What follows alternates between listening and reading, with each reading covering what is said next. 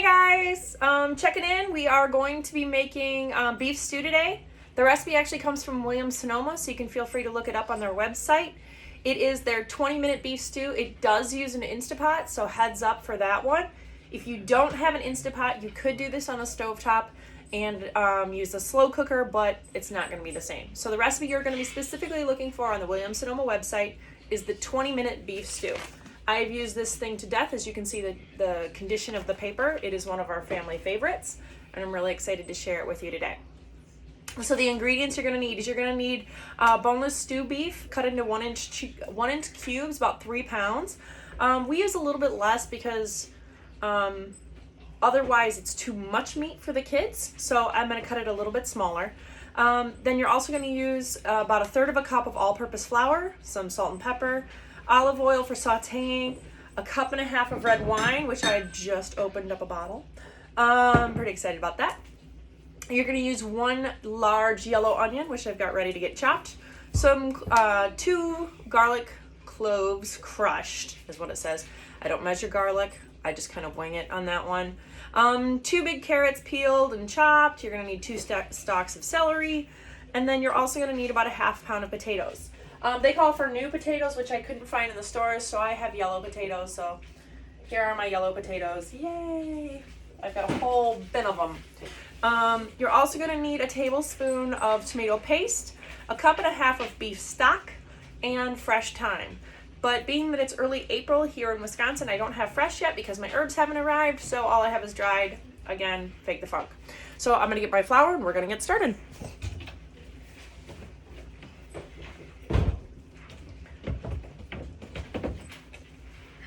So I hope everybody's doing good out there in the internet land. It's been a lot around here lately. What we're going to start with, back to cooking, is we're gonna toss our beef in the flour, which is then gonna allow it to thicken into that lovely gravy that we all know and love in our beef stew. I, however, don't eat meat anymore, so it's kind of comical that I'm using meat. Now, I see a ton of posts on my Facebook feed from friends and loved ones who have an Instapot and have never used it. They're kind of intimidated by it because it's a electric countertop pressure cooker. Now, Instapot is the brand that I use. I have a different brand for school because I wasn't able to get an Instapot for cost reasons. But whatever brand you use is fine. They all have the same features for the most part, and even if they don't, it's pretty amazing. Once you start using an Instapot and realize or a pressure cooker, and you realize how handy these things really are, I doubt you'll go back. Some things to know about an Instapot. Mine has the removable stainless bucket, and I have one of the largest ones on the market. This bad boy goes up to like 6 liters in here. It's the biggest one I could find because, well, I have 3 kids. The other thing you need to know about is this silicone ring. I have several of them. In fact, I've already used my Instapot today, and I used my clear ring on it. My blue ring is for savory, so I have sky blue for savory, I have cherry red for sweet, I have clear for everything else, so all of my veggies. If I'm making a curry, it uses the blue ring. If I'm using tomatoes and chicken, like when I make a Mexican chicken, blue ring. If it has meat in it and it has a savory flavor, blue ring. And I do that because if you don't, the rings will actually dispose flavor onto your meals. And you'll notice this if you make like a butter chicken, which is an Indian dish, and it has curries in it, and you then use that same ring to make rice, it's gonna have a bit of a curry-ish flavor. And if that's not what you're looking, like say you're making rice for rice pudding, that'd be an issue. So I went ahead and I put my blue ring in place. So my lid is clean, washed, and ready to roll. What I'm gonna set this off screen, and I will come back to it. What I'm gonna start with is actually sauteing. So I added my flour to my meat, a little bit of oil into the pan. I'm gonna mix up my flour. So there's my meat and the flour. It's all lovely, if you like that kind of thing.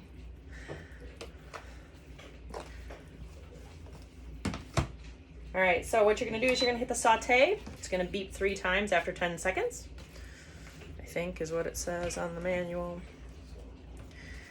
And you're gonna just saute and brown the meat. Okay, look, it's on. So I'm gonna give it a second or two to heat up. While I do that, I'm gonna wash my hands again.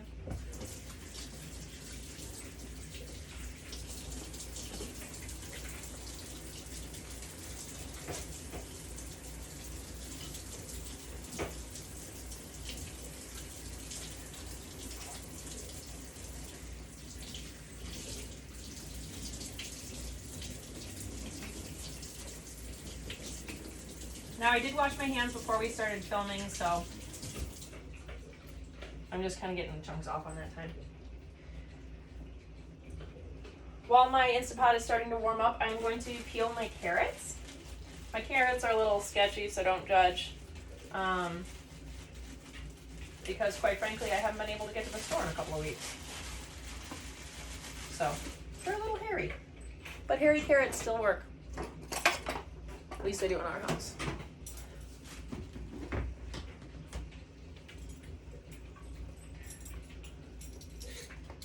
Go ahead and peel that right into my compost. Go make happy earthworms for my garden. Pretty excited. I actually ordered carrot seeds for my garden this year. We do the rainbow carrots every year for the kids, and they seem to like that pretty much. Something about eating purple carrots is just so exciting. By the time I get the carrots done and peeled, it should be just about heated up in there. So I'll brown the meat quick.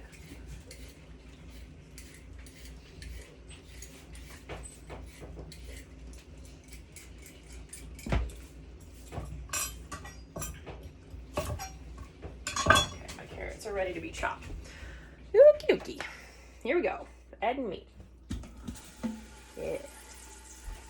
Saute that up. I'm going to move my Instapot so you can actually see it. Alright, so there's my Instapot. I'm just going to brown it. It doesn't take long.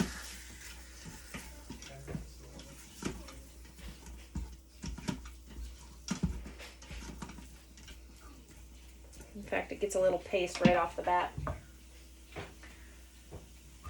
While it's doing that, I am going to chop up my carrots. Now, I leave my carrots in the rounds. I don't have them when they're going into a stew because they're going to be super, super tender. So when the kids go to eat them, they'll kind of mush. One of the things you will have to do is you will have to pull the beef back out of your Instapot to pull up all of those brown bits when you saute your onions and your carrots and your celery and the garlic and the lime, the beef broth, and all the other good stuff. But anyways, you will have to pull the beef off, so make sure you got it pulled because I didn't have a bowl out. I forgot that part. I make this recipe all the time and I still forget stuff. Yeah, it's starting to look really good. It's starting to brown up. You don't want to cook it all the way through. Just get it brown so it holds in the moisture when you actually do the cooking. This part you would do on the stovetop if you do not have a pressure cooker. In like one of those big cast iron Dutch ovens would be really good.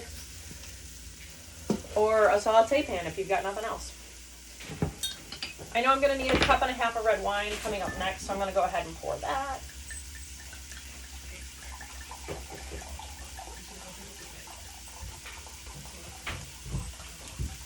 And if any of my parents from school are watching this, no, I do not make this recipe at school because A, there's wine in it, and B, whenever I cook with wine, I drink wine.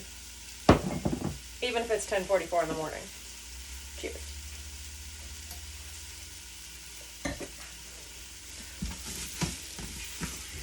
That is a good wine. All right, so my beef is nice and brown. I'm going to go ahead and pull it out. I'm going to show you guys the bottom of the pan because this is the brown bits that people are like, ew, that's burn. It's like, no, that's flavor. All right. So there's the bottom of the pan. You see that brown stuff? You actually want that stuff. What you're going to do, pour your 1.5 cups of wine in. A, it's going to cook off the alcohol, and B, it's going to allow you to scrape up all of those lovely little brown bits that will eventually become the stock and broth of your gravy. So that is the goodness there. Okay, I'm going to let that saute just a smidge. That's done.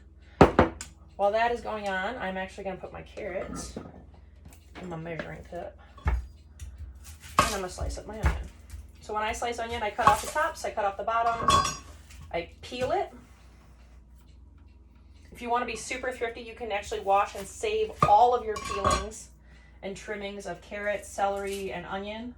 Add a little bit of broth, some bay leaf, and some spices, and simmer it for like 24 hours in a slow cooker, and it will make veggie broth.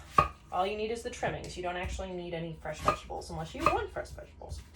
So I cut off the tops, I cut off the bottoms, and then I cut kind of slices right down the middle, and then I cross the other way, and it makes a beautiful diced onion. And I kind of have to chop very quickly because onion makes me cry no matter what.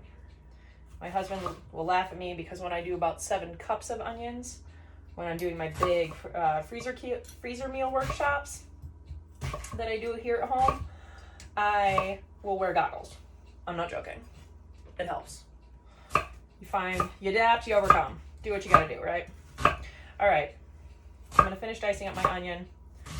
You can't smell it, but my broth is beautifully starting to boil in here, which is just wine. So I have a wine and beef liquid that's just starting to simmer, and I love it. It smells so good. I'm gonna go ahead, I'm gonna turn this off now. I'm gonna add my onion. I'm gonna add the whole onion. Now, if you've never had knife training, I've never had formal knife training, but my father is very, very handy with a knife, and he taught me. My knives are always very, very sharp, and I can use the blade as a scoop to pull it out. My eyes are starting to water. Sorry, guys. There's my carrots. Now, it calls for 2 ribs of celery. So I'm going to guesstimate how much celery that is. I'm going to say it's about that much. It's a little more, it's a little less, doesn't really matter. I'm going to coarse chop it, and I'm going to throw it, leaves and all, in. The leaves of celery give it a wonderful flavor, and I highly encourage you to use them. If for some reason you are absolutely appalled at the idea of that, save the leaves and throw them in that vegetable stock that you're going to use all your carrot peelings with, because they work great there. So there's my 2 celery stalks, about a half a pound of potatoes, and I just give these a rough quartering. Half a pound of potatoes is about 6, so I figure about 1.5 potatoes per person. Unless they're really small, like these little guys, I'm just gonna throw in. So I'm just gonna give these a little coarse chop. I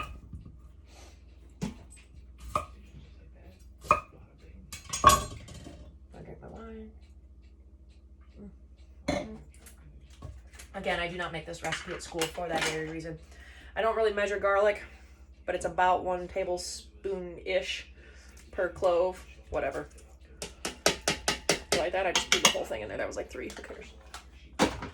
I'm gonna sprinkle in some thyme. Again, I have to use dried thyme because I don't have fresh. There's about a tablespoon, so we're gonna throw that in. This area of your hand, the bigger pile, is about a tablespoon. When it's smaller, it's about a teaspoon. So I'm gonna go ahead and I'm gonna stir this up. Really pull up those brown bits. Now the last thing I have to add is beef stock. I was not able to get any of that at the store because stores were sold out. Hooray, hurrah, hooroo. So, oh, it's over there.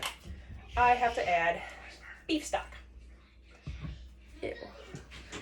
For this reason, as I've said on some other videos, if I'm using a beef base or a chicken base, I do not add salt to the recipe because these things, especially store-bought ones, are enough. Because these are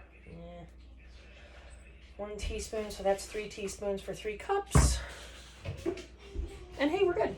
So I only needed 1 tablespoon of this lovely black paste. Gross. So gross.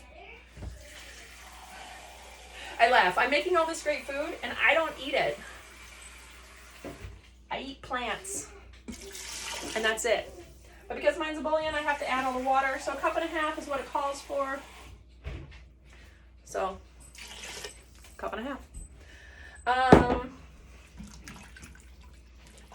Here's my 1.5 cups. It's all nice and lovely in there. You can see it. It's kind of almost a soup at this point, but it's going to cook down and it will thicken up. I'm going to throw my beef back in. There we go. The last thing I have to add is tomato paste. And how much do I need? I always forget. 1 tablespoon. 1 tablespoon is equivalent to 3 teaspoons. There's that. I'm gonna give it one more little swizzle. And yes, I talk like this when I cook all the time. Pretty excited. Can you guys see this? I want to show this to you so you guys can actually see what's in this pot. It's kind of a burgundy wine reduction. It's got this beautiful blend of the golden yellow potatoes and the carrots, you know, the bright orange carrots and the white of the onion and the green of the celery all kind of showing through. And I think it is going to be a lovely, lovely dinner. Make sure I've got all the rest of my ingredients in there. We're good.